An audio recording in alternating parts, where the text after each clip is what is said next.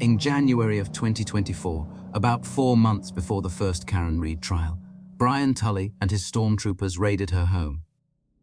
Aiden was sitting in jail after his bail was revoked on his own bogus charges, and despite having absolutely no evidence of any conspiracy between them, prosecutors were still desperate to tie Karen and Aiden together.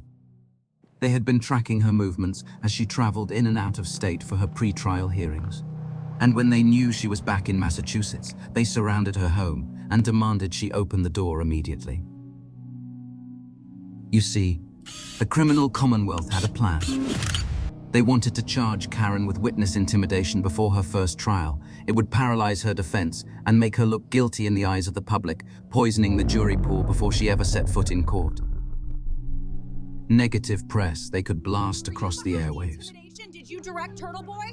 Back up! In their Gestapo-style raid, they took possession of exactly 2 Apple iPhones.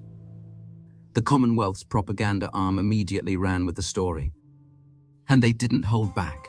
Welcome back to Opening Statements. There was a shocking new development in the murder case involving defendant Karen Reid.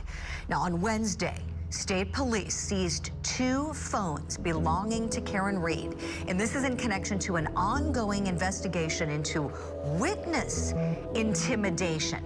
We're wondering, how might the seizure of these phones affect the trial that's coming up in that case? I mean, we are weeks away from this trial. And that's a really damaging and damning piece of evidence if it gets out before the jury that she, in fact, in some way tried to prevent certain witnesses from testifying truthfully against her. It's just a bad look for the defense, and it could be very damaging. It shows consciousness of guilt. Of course, why would you try to intimidate witnesses unless you knew you were guilty? What do you have to hide? So it's powerful in front of the jury if that can get out, and that's why the seizure of the phones could be important evidence. Okay, with these 2 narratives, somebody's lying here, but somebody's lying big, right? With this big development, as we're drawing closer and closer to the trial date, we're thinking about these seized phones, and then, of course, there's the question, is Karen Reid part of these protests? Is this a paid mob? That is a fair question. They're looking at her phones. Did she have anything to do with paying anybody to do this or to do any witness intimidation? And our Court TV cameras, we've been there for all these hearings. We see the protests. I mean, it's really crazy. I mean, look at this truck with the sign. How much did that cost to put that on the truck? Either the police are really engaged in this grand cover-up, I mean, and this is grand, or is she behind these protests? I wonder if they've been paid. I wonder if they're part of an organized group. This was the talking point used by the other side, to no end, leading up to the first trial.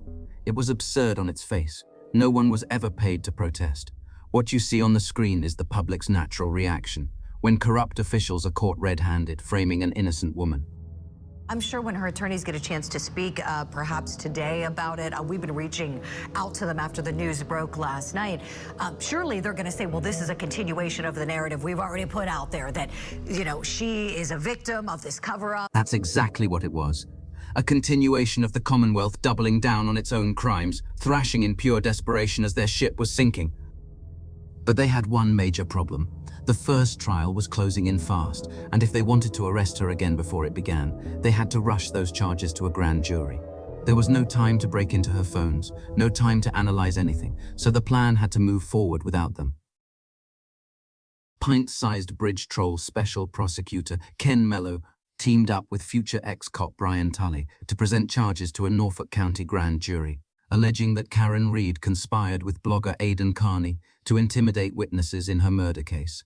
The grand jury, of course, declined to indict her.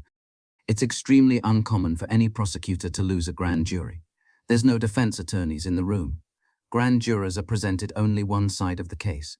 They presumably didn't believe a single word Ken Mello was saying.